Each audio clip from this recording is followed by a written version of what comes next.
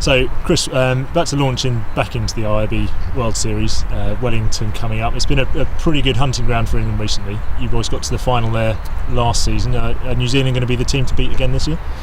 Well, at the moment they are the team to beat because they won the last tournament. They're top of the table, but realistically, sevens is turning into one of those games where it's anyone's game and on any day. And the sides like the Kenyans and the USA and sides like that who years ago weren't sides that were forces to be reckoned with are getting closer and closer. So New Zealand are the home team, the form team, but you can't write anybody off. And what are you guys having to do to kind of stay half a step ahead of the teams that are coming up and half a step ahead of your rivals at the top of the table as well? Well, our programme's growing, and we've got more guys training with us now. The squad a couple of years ago was, it was pretty much the 12 would turn up and train together for a couple of days and then off you go. And from that, Ben Ryan's put a lot of impetus on our squad needing to be a larger squad, and he's getting guys coming in week out to training, and we're now up to a situation where we're able to go 7-on-7 in training. And also have guys on the side of the field, and we've still got a few guys that are out with injuries at the moment. So the competition for places is growing, and that puts a bigger emphasis on players getting better and us developing. So the competition element really, and the fact that we're able to have a bigger squad is the major development for us, as well as all the technical side of things that Brett Davison's doing with our GPS data and our strength and conditioning side of things. Those two elements are really what is putting us a step ahead of everything else at the moment. You guys have been in camp for a week or two now, building up to the tournament. What sort of things have you been doing? What have you been concentrating on? A lot of stadium steps. It's come out of nowhere 2 days after Christmas that they want us to run up and down stadium steps. So Twickenham's probably now a place I don't like going to very much. But there's the fitness element over Christmas. We had the Christmas week off, and then we came back in day after Boxing Day at a fitness camp, which is really beneficial for us to get in. And anybody that's got little niggles and bits and pieces got that sorted out by Brett. And then we were able to put some real good hard foundations in with the fitness element of things. And then we've kicked in the week after that. And for the last 2 or 3 weeks, has really been on a focus on rugby and what we're going to be doing once we get to New Zealand and those first 3 pool games.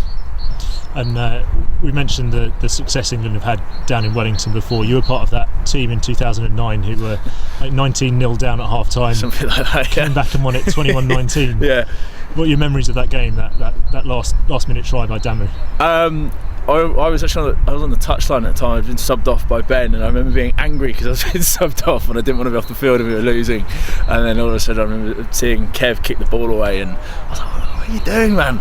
And we turned the ball over. Fortunately, Kev Barrett then tracked back and turned the ball over, and he was the guy that initiated the breakaway for that try. And a lot of that is a blur from there on in, to be quite honest with you. There was a lot of jumping up and down, a lot of running around, a lot of man hugging, and all that kind of thing. It's a memorable experience because it was one of my first tournament wins and my first finals as well, playing for England all that time ago. And it's been a long journey since then to last year getting to the final as well, which unfortunately we didn't win.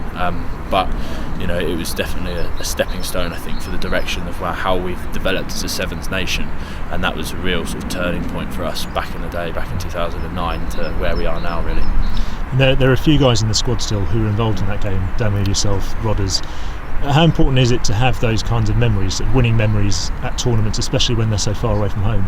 Well, winning is a contagious behaviour. It's a cliche, or whatever you want to call it. But it's good to have guys that have got that experience. And also that enthusiasm of youth and the light that comes through. You've got your Dan Nortons of this world, who's now a bit more of a senior, seasoned pro, and you've got guys that are pushing him outside of the squad. Of Tom Mitchell coming in, he's playing a varsity match a couple of months ago, and now he's going on his first tour with England Sevens.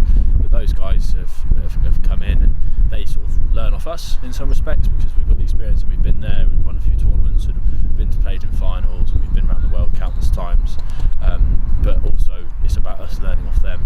Tom's come in and he's got some fantastic skills and fantastic abilities as a rugby player, and his vision as a rugby player is absolutely immense. It's one of the best I've actually ever seen, and him coming in, I'm learning off him as well, and that's about getting the right blend in the squad, which Ben's doing, which Russell Earnshaw's doing, and which Brett Davison's doing, is encouraging us all to be working as a squad and making sure that we've got the right balance in people on and off the field.